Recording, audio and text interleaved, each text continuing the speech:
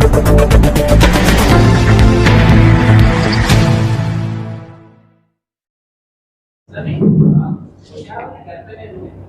हुए सभी पत्रकार बंधुओं का मैं दिल से स्वागत करता हूं, क्योंकि शॉर्ट नोटिस के अंदर आपने हमारा मान रख के आप यहाँ पर उपस्थित हुए, उसके लिए मैं आपका बहुत बहुत आभारी हूँ। आज की ये प्रेस कॉन्फ्रेंस लेने का उद्देश्य हमारे बीच में उपस्थित हमारे बड़े भाई जनाब नसीम सिद्दीकी साहब, जिनको कि आप अच्छी तरह से जानते हो, वो माइनॉरिटी कमीशन के महाराष्ट्र के चेयरमैन भी रहे हैं, महाराष्ट्र के जनरल सेक्रेटरी रहे हैं, और अभी 30 अप्रैल को पवार साहब ने उनकी नेशनल स्पोक्स पर्सन बोल के नियुक्ति की है। वो व्यक्तिगत कार्य के लिए आज औरंगाबाद आए थे एक शादी के सिलसिले में, लेकिन मेरी जब उनसे बात हुई तो उन्होंने बोला मुझे कि मैं पत्रकार बंधुओं से मिलना चाहता हूं, तो आप उनको इनवाइट कीजिए। तो इसलिए आपको शॉर्ट नोटिस के ऊपर में हमने यहाँ पे कष्ट दिया, बुलाया आपको, और आप लोग आए। पवार साहब ने एक बड़ी जिम्मेदारी उनको दी है, और ये काफ़ी दिनों से बहुत सारे पार्टी के कार्यों में वो रहे हैं, चाहे पुणे का मेयर बनाना हो, बाकी की चीज़ें हो, उन्होंने काफ़ी चीज़ें अंजाम दिए हैं।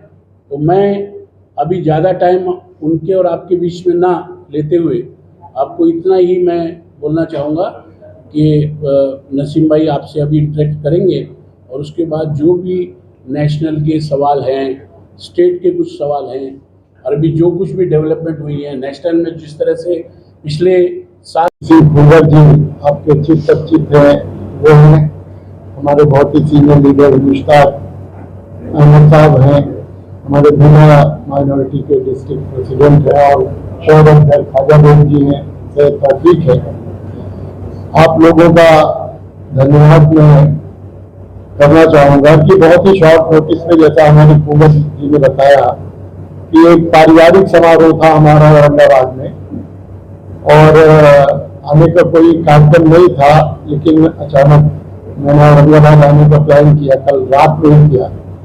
तो मैंने भूंगर जी से कहा कि मुझे शाम को 7 बजे के बाद एक फंक्शन को अटेंड करना है, और आज रात में ही मुझे जाना पड़ेगा मुंबई, क्योंकि कल पवार साहब को मिलने के लिए श्रीलंका का एक डेलीगेशन आ रहा है, और मोस्ट प्रोबेबली कल दिल्ली के जो मुख्यमंत्री अरविंद केजरीवाल जी भी पवार साहब को मिलने के लिए वो आ रहे हैं। हाँ, आ गए हैं, मतलब कल वो मिलेंगे। तो इन कार्यों से मुझे जाना पड़ेगा, तो मैंने कहा कल पर नहीं, मैं आज ही अपने, क्योंकि मुझे अभी नई जिम्मेदारी पिछले 30 तारीख को ही माननीय पवार साहब ने राष्ट्रीय प्रवक्ता के तौर पर दी है, तो मैंने कहा कम से कम इस शहर में आया हूँ तो यहाँ का जो चौथा स्तंभ है जनतंत्र में, इसके साथ मैं बातचीत करना चाहूँगा, और आपके साथ कुछ शेयर करना चाहूँगा।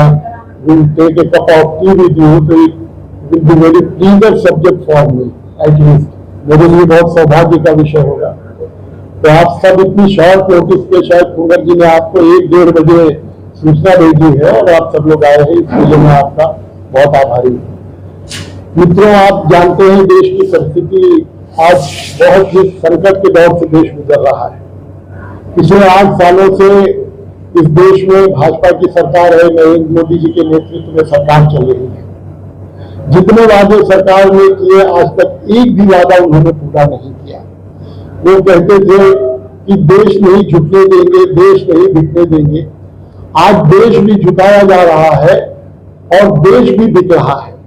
हमने देखा है कि चीन हमारे सीमा पे हमारे देश की सैकड़ों एकड़ जमीन जो है वो कब्जा कर चुका है, और भारत सरकार कुछ भी नहीं कर रही है। अरुणाचल में इसी प्रकार का मसला है, भारत सरकार कुछ नहीं कर रही है। सिर्फ मोदी जी लंबे चौड़े भाषण देते हैं, भावनात्मक तौर से लोगों को ब्लैकमेल करने का काम करते हैं। आप जानते हैं कि जो पेट्रोल 60 रुपए में था, आज वो 100 को पार कर रहा है।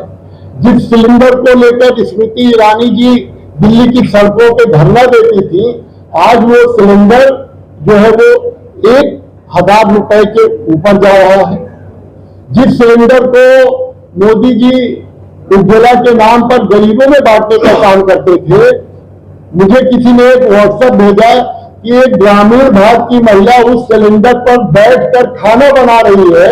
किसी ने पूछा बहन ये सिलेंडर से तो बैठकर नहीं सिलेंडर के जरिए खाना बनाना चाहिए, तो उसने कहा पहले तो फ्री में दिया गया, बाद में अब ये बंद कर दिया गया है, तो इसका उपयोग जो है पीढ़े के तौर पर बैठकर अपने चूल्हे में खाना बनाती है। तो जितने भी वादे किए गए साथियों, 15 लाख रुपए देने का वादा था, 2 करोड़ लोगों को प्रत्येक वर्ष मोदी जी ने वादा किया था कि वो नौकरी देंगे, तो आज तक 16 करोड़ लोगों को उन्होंने मायूस करने का काम किया है। किसी को कोई नौकरी नहीं मिली, देश झुक भी रहा है और देश बिक भी रहा है।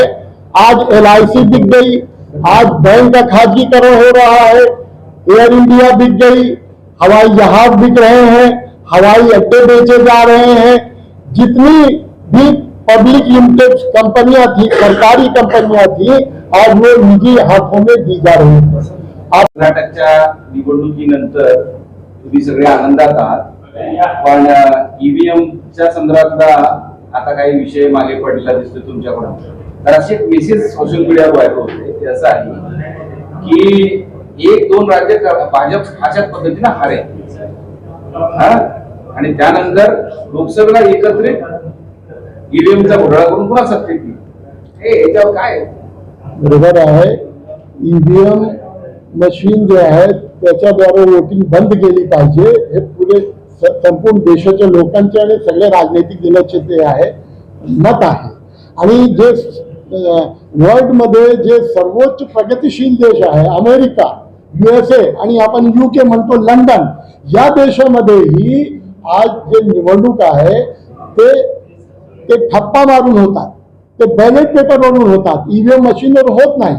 तो ईव्हीएम मशीन हे असू शकतात जे तुम्ही सांगतात की 1-2 राज्य आम्ही देतो आणि हे सांगण्यासाठी की बघा ईव्हीएम मार्फत निवडणूक झाली आणि तुम्ही जिंकले, पण हे एक षडयंत्र असू शकतात केंद्र सरकारचे।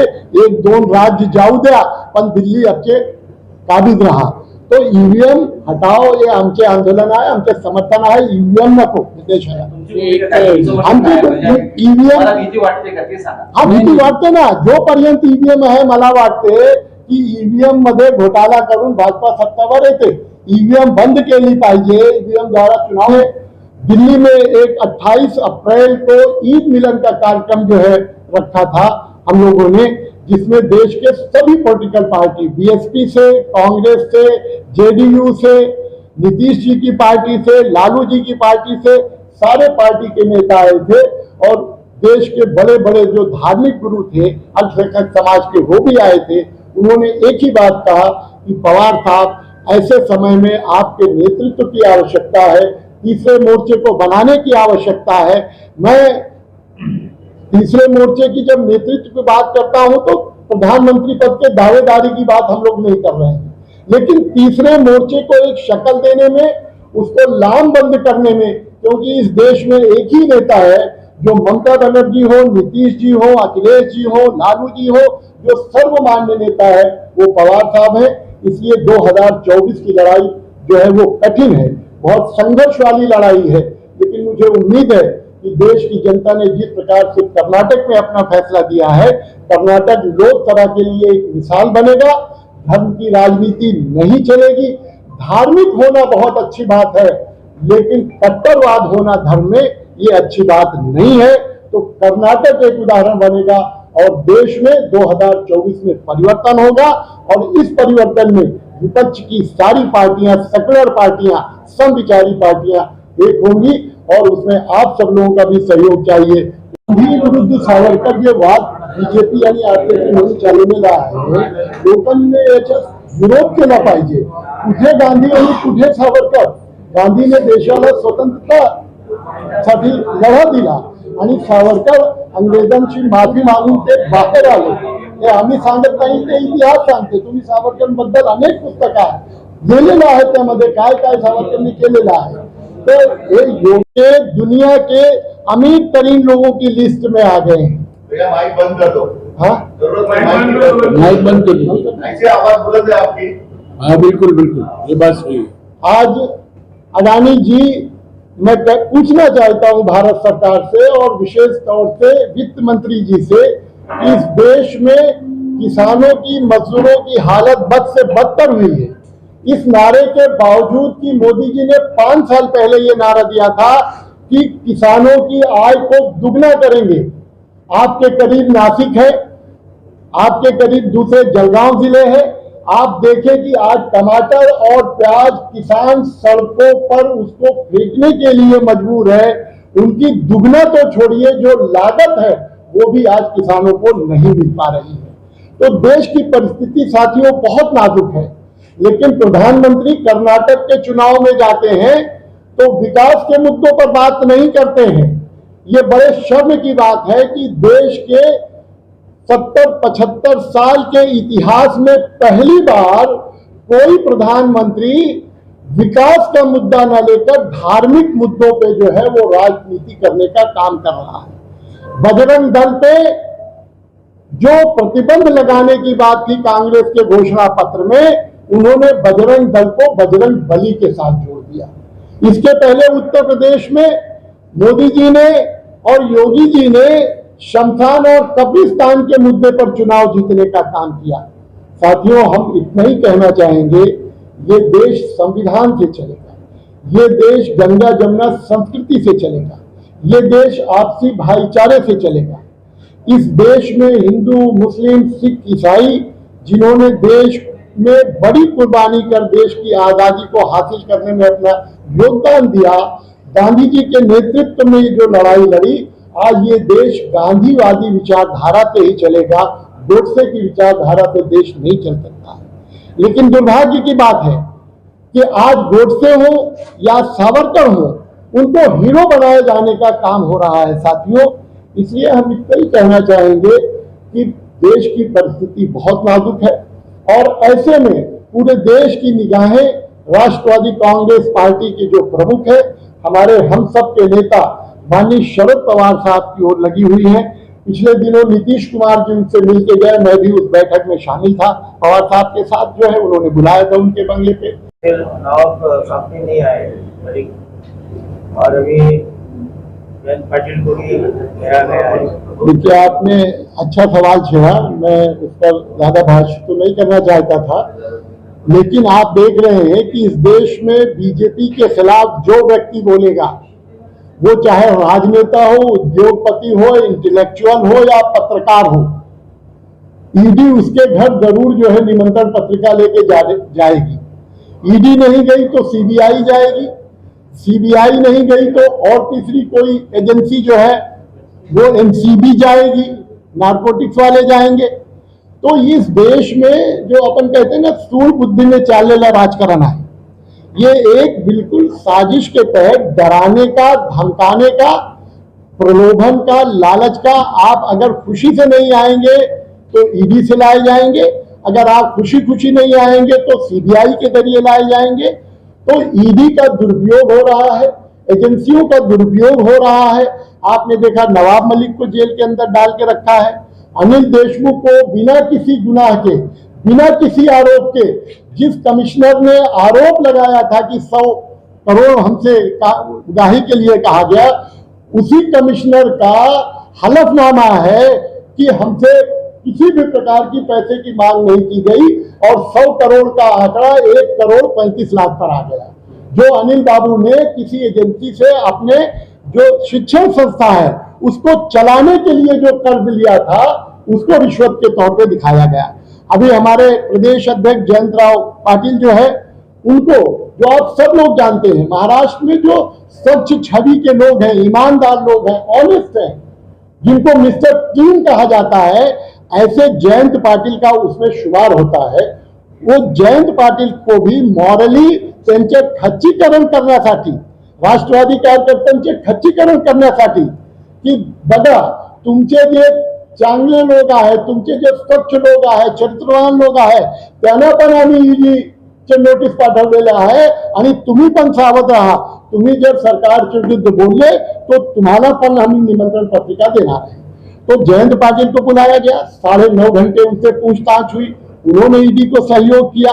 कोई भ्रष्टाचार नहीं। जिस IL&FS की बात की जा रही है, जयंत पाटिल का उससे कभी कोई संबंध नहीं था, उनके परिवार का नहीं था। एक पैसा ना जयंत पाटिल के खाते में आया और ना गया, और ना उनके परिवार के लोगों को। उसी IL&FS के केस में राज ठाकरे जी को 2019 में नोटिस दिया गया, और आज उसका क्या हुआ किसी को पता नहीं। क्या साठगांठ हुई, क्या साजिश हुई, वो बंद हो गई, कंपनी दिवालिया हो गई। और 2016 में जो कंपनी बंद हुई, 2023 में उसकी ईडी जांच कर रही है। आप समझ सकते हैं ये डराने की राजनीति है, लेकिन राष्ट्रवादी के लोग डरने वाले नहीं। ये इंस्टीट्यूशन आहे राष्ट्रपतीचे, त्याचे अपमान आहे। कारण असे की हे देशाचे राष्ट्रपती आज कोण आहे? एक आदिवासी विभागाची एक महिला आहे, आणि देशचे सर्वोच्च स्थान जे आहे तो राष्ट्रपतीला आहे। आणि तुम्ही राष्ट्रपतीला निमंत्रण न देता तुम्ही राष्ट्रपतीचे अपमान केलं नाही। तुम्ही या देशामध्ये किमान 70 करोड 80 करोड लोकांचे जे OBC आहे, दलित आहे, पिछड़ा आहे, त्यांचे अपमान केले, आणि हे अपमान जे आहे लोक सहन करणार नाही। याच्यासाठी जो 18 पक्षाचे विरोधी पक्ष नेते आहेत त्यांनी बहिष्कार टाकलेला आहे, आणि त्यांचे बहिष्कार बरोबर आहे।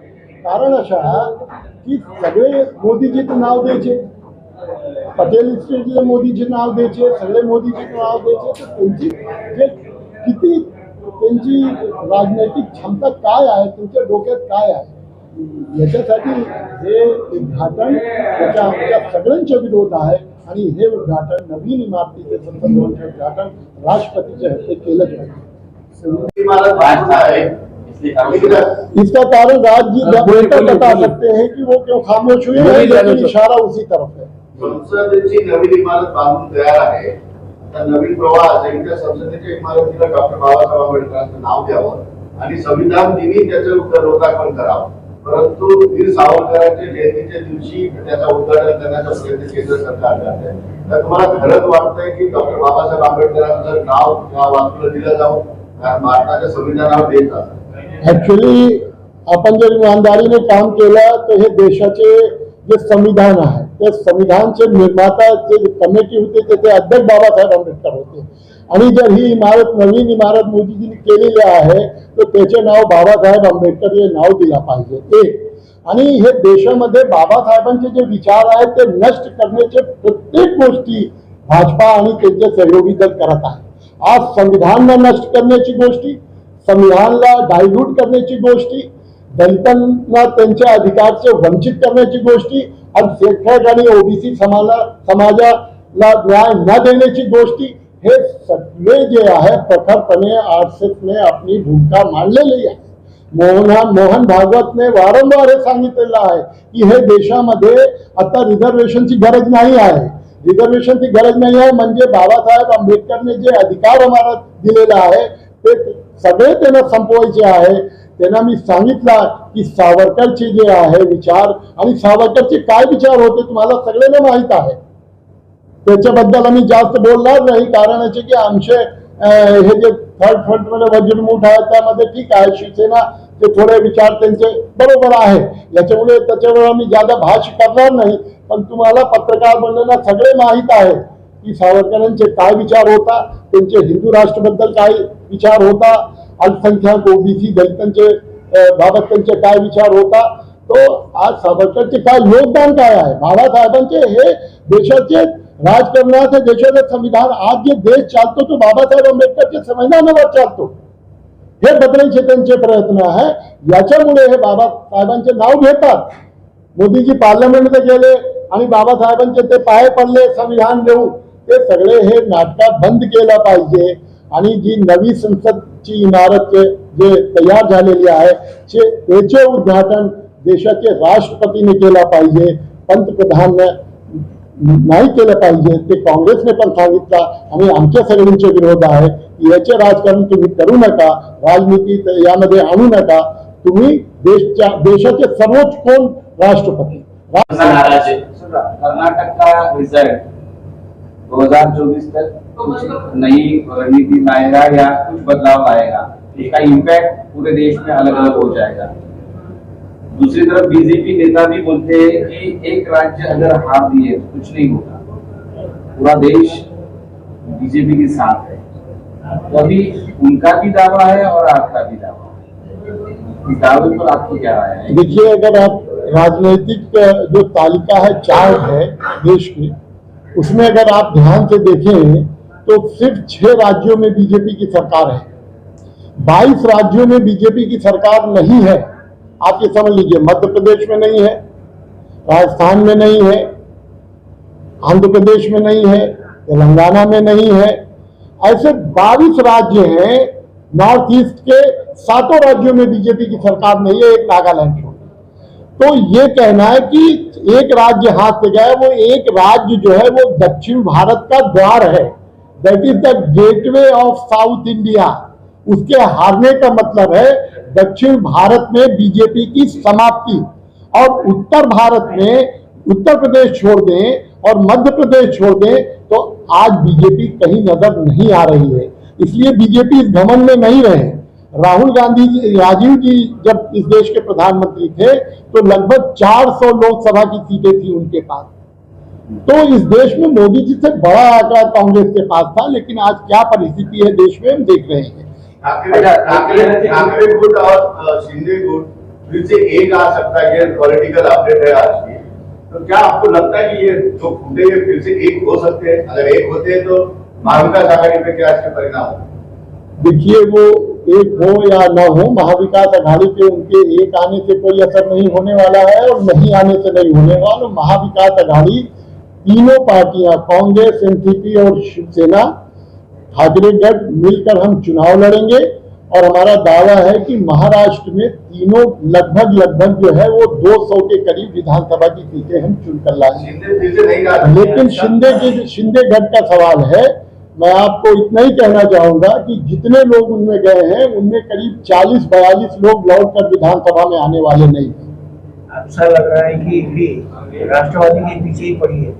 प्रवक्ता की जिम्मेदारी लेने के बाद ये औरंगाबाद का हमारा पहला दौरा था और खासगी दौरा था, कोई राजनीतिक दौरा नहीं था।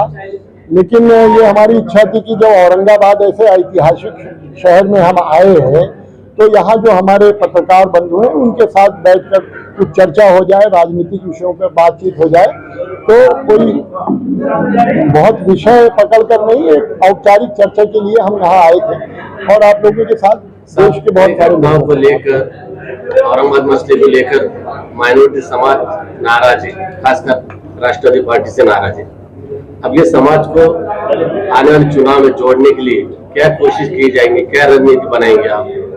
देखिए, हम उनके जो सामाजिक उत्थान है, उनके आर्थिक प्रश्न हैं, उनके नौकरी के प्रश्न हैं, उनके रोजगार के प्रश्न हैं, जरूर पार्टी उसको बहुत गंभीरता से ले रही है। और हम ये ना भूलें कि मौलाना आजाद आर्थिक विकास महामंडल का निर्माण राष्ट्रवादी के नेता शरद पवार साहब ने ही किया है, जिससे आज हजारों लोगों को रोजगार मिला है, उनको अपना उद्योग चलाने में मदद मिली है। तो नामांतरण का एक प्रश्न मैं मानता हूं, इसका कार्यकर्ताओं में नाराजगी है, मैं स्वीकार करता हूं, लेकिन भविष्य में उनके साथ बात करके उनकी नाराजगी को दूर करने का प्रयत्न करेंगे। अभी हाल ही में तेलंगाना पार्टी का एंट्री हो गई है, एमआईएम अपने तौर पर कोशिश कर रही है, फिर इन्हें रोकने के लिए आप क्या काम करेंगे? आप देखिए, औरंगाबाद हो या अतराफ में भी चुनिंदा लीडर आपके पास बैठने वाली है, 4-5 लोग राष्ट्रवादी में, बाकी एक आए दिन लीडर छोड़ के जा रहे हैं। तो ये कैसे चलेंगे, कैसे आप? सभी पक्ष को अपना विस्तार करने का अधिकार है जनतंत्र में। अभी टीआरएस जो था वो बीआरएस हो गया है, उसको राष्ट्रीय स्तर पे मान्यता चाहिए और मान्यता के लिए उन्हें 6% जो है पूरे देश में जो चुनाव होता है उसका वोट चाहिए। इसलिए हमारे कुछ नेता गए होंगे, लेकिन जनता कल भी हमारे साथ थी, आज भी है और आगे भी हमारे साथ रहेगी। नेताओं के जाने से राजनीतिक पार्टियों पे बहुत प्रभाव नहीं होता है।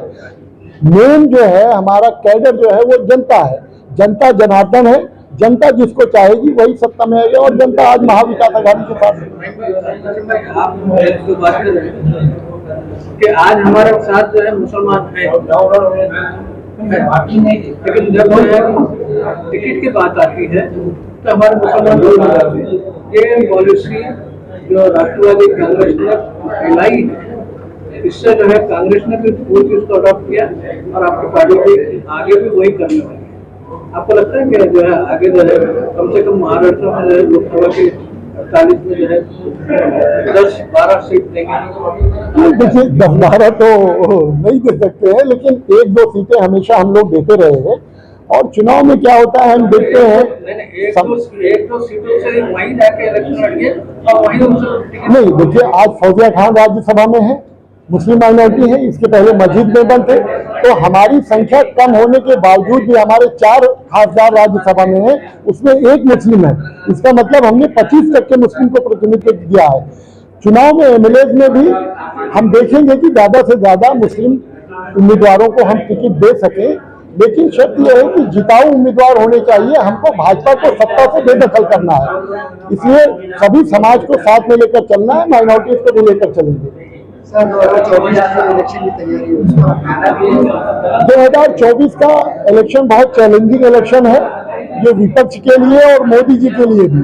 मुझे लगता है 2024 में जिस प्रकार कर्नाटक में बदलाव हुआ है, देश की जनता महंगाई से ऊब गई है, बेरोजगारी से ऊब गई है, देश के नौजवानों ने, किसानों ने, मजदूरों ने, अरे मुश्ताक इतने सीनियर लीडर होगी सब करते हो, देश की जनता ने ये तय कर लिया है कि वो बदलाव लाएंगे। आपने देखा कर्नाटक में उन्होंने बजरंग दल को बजरंग बली से जोड़ा और बजरंग बली ने अपने गधे से ही जो है उनको मारने का काम किया कि बजरंग बली गलत लोगों के साथ नहीं रहते हैं, बजरंग बली गलत चीजों का साथ नहीं देते हैं, और जो सत्य था बजरंग बली ने उसका साथ दिया। सेकुलर पार्टियां वहां चुनकर आई। ये अभी साहब ने जो इस्तीफा दिया था, तो क्या वो प्री प्लान था? नहीं, कोई प्री प्लान नहीं था। देखिए अगर प्री प्लान होता तो उसकी तैयारी होती, कम से कम जो वरिष्ठ साथी थे उनसे पवार साहब चर्चा करते। 2 तारीख को उन्होंने इस्तीफा दिया पवार साहब के साथ, 28 तारीख को मैं पूरे दिन दिल्ली में था, 29 तारीख को हम लोग आए, 30 तारीख को पवार साहब के साथ 7 घंटे हम लोग रहे इस्लाम जिमखाना में। उन्होंने एक कार्यक्रम जो लेट एमएलए थे हमारे मलिक लियाकत हुसैन साहब की किताब का उद्घाटन किया, उनकी 25वीं पुण्यतिथि थी, उसके बाद एक शादी। तो ये प्री प्लान नहीं था, ये साहब की एक भावना थी कि बहुत दिनों से 50 साल 60 साल जो है वो हो गया है सक्रिय राजनीति में, तो 1 तारीख को वो इसकी घोषणा करना चाहते थे, बाद में उन्होंने ऐसा बताया, लेकिन 1 तारीख को 1 मई था और वज्रमूठ सभा थी, इसलिए उन्होंने 2 तारीख को जो पार्टी के सीनियर लीडरों के बीच में इसकी घोषणा की। अच्छा, आज अजीत पवार की चाल से अजीत पवार जिन ढंग से बातें कर रहे हैं, आपको क्या लगता है? नहीं, अजीत पवार हमारे विधानमंडल दल में पार्टी के नेता है, सम्मानित नेता है, उप मुख्यमंत्री रहे हैं, तो एक बहुत ही रिस्पेक्टफुल लीडर्स हैं, वो पार्टी के वरिष्ठ नेता हैं। अभी आज पंजाब के और दिल्ली के सीएम मातोश्री पर गए उद्धव जी को मिलने के लिए, तो अभी देश के अभी आपने बोले कि जो विरोधी पक्ष है वो सब इकट्ठे आ जाएंगे, और अभी प्रॉब्लम ये है कि उसका नेतृत्व कौन करेगा, उसका नेता कौन रहेगा, तो क्या आगे 2024 तक ये रणनीति कैसे रहेगी? देखिए, एक बार जनता बदलाव करेगी तो नेता का चुनाव हो जाता है। हमें नहीं भूलना चाहिए कि एक समय था जब देवी गौड़ा जी प्रधानमंत्री के उम्मीदवार के तौर पर चुनकर सामने लाए गए, तो जब एक बार हम बीजेपी को, आज हमारा टारगेट बीजेपी को हम पहले परास्त करेंगे, फिर जो कंसेंसस होगा, मुख्यतः जो बड़ी पार्टी होती है नेता उसी का बनता है, लेकिन कभी कभी महाराष्ट्र में एक उदाहरण हमारे सामने है कि 105 एमएलए वाली पार्टी जो है वो एकनाथ शिंदे जी को उसने मुख्यमंत्री बनाया है, तो कभी कभी कंसेंसस होता है। उस समय लोकसभा के सदस्यों में जो कंसेंसस होगा और जो नेता चुना जाएगा वही देश का प्रधानमंत्री होगा। कांग्रेस के नेतृत्व पर सब इकट्ठा हो जाएंगे, राहुल गांधी के नेतृत्व पर आप सब तैयार हो जाएंगे? देखिए, मैंने आपसे फिर कहा कि सवाल राहुल गांधी जी का नहीं है, पहले हम इस परिस्थिति में आवे, हम 271 को पार करें, और जब जिस दिन हम 271 पार करेंगे, बहुत सारे योग्य उम्मीदवार हैं, बहुत सारे योग्य व्यक्तित्व है इस देश में जो देश के प्रधानमंत्री पद का दावेदार हो सकता है। अच्छा, महाराष्ट्र की राजनीति में मंत्रिमंडल विस्तार को लेकर कई अटकलें हैं, तो क्या आपको लगता है भाजपा की वजह से ही मंत्रिमंडल विस्तार हो नहीं पा रहा? नहीं, मंत्रिमंडल का विस्तार तो न्यायालय में मामला प्रलंबित था, इसलिए रुका था। और दूसरा कारण ये भी था कि अगर वो बहुत जल्दी कर देते तो शायद बहुत सारे लोग जिनको ये अवसर नहीं मिलता तो वो कहीं दूसरे बेंच पर बैठने का काम करते, इसलिए इसको जानबूझकर भी प्रलंबित किया गया। लेकिन ये बीजेपी का आंतरिक और शिंदे ग्रुप का आंतरिक मामला है, उनको जब करना चाहें वो कर सकते हैं, उसमें कोई रुकावट नहीं। आदेश के अलावा आदेश जब तक नहीं आता तब तक विस्तार नहीं होगा, ये तो बोल सकते हैं जी। दिल्ली से जब तक आदेश नहीं आते तो दिल्ली सरकार ही स्टेट गवर्नमेंट चला रही है, बराबर है नहीं ये बात तो। अब ये उनका आंतरिक मामला है, मोदी जी और फडणवीस जी हैं, वो क्या प्लानिंग करते हैं, किसको मंत्री करते हैं, कब करते हैं, इसमें हम लोगों का टिप्पणी करना उचित नहीं। ये संभव नहीं हो सकता है। आप ही लोगों ने कांग्रेस की जब सरकार गई एक माहौल खड़ा किया, आप लोगों ने बताया लोगों को, और जो भी आरोप सच्चे या गलत थे 2014 में नरेंद्र मोदी जी आए, तो फिर मुझे लगता है 10 साल में ये परिवर्तन होने वाला है। आप सब लोगों से सहयोग की अपेक्षा है। इन्हीं शब्दों के साथ मैं अपनी बात समाप्त करूंगा। कोई सवाल होंगे साथ? तुम्हाला असं वाटतं का की 2025 साली या हा देश हिंदू राष्ट्र होईल, आणि दुसऱ्या नामांतराच्या प्रश्नावरून वेगवेगळ्या ठिकाणी जे ध्रुवीकरणाचं राजकारण सुरू आहे ते बघता इथे सुद्धा औरंगाबादचं नाव छत्रपती संभाजीनगर केलं, परंतु ते शहराचं संभाजीनगर केलं, जिल्हा कलेक्टर आदेश काढतात की हे औरंगाबादच आहे, म्हणजे याचा अर्थ काय आहे? आपण नाव बदलतो, प्रश्न संपला की नाही? नाव बदलतो याचा अर्थ असा नाही आहे की त्याचा विकास होणार आहे। आमचा जे भर आहे, आमचा जे मुद्दा आहे की शहराचे विकास करा, ठीक आहे। अपहार या कारणामुळे जर एखाद्या शहराचे नाव बदललो आपण तर त्याच्या राजकारणात जास्त फरक पडत नाही, ठीक आहे।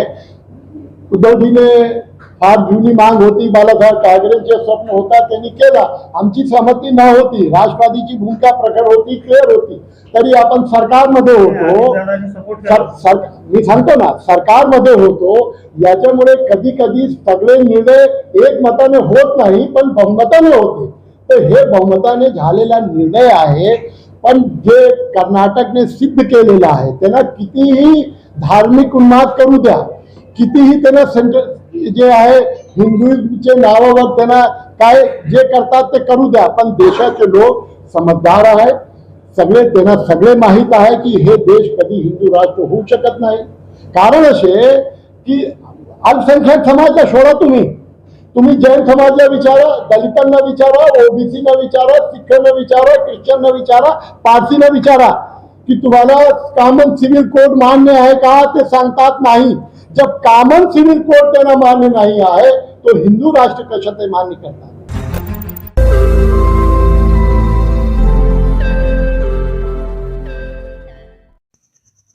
रोज नई खबरों को देखने के लिए हमारे औरंगाबाद समाचार चैनल को सब्सक्राइब कीजिए और नोटिफिकेशन पाने के लिए हमारे बेल आइकन को दबाइए ताकि हर खबर की नोटिफिकेशन आपको मिलती रहे।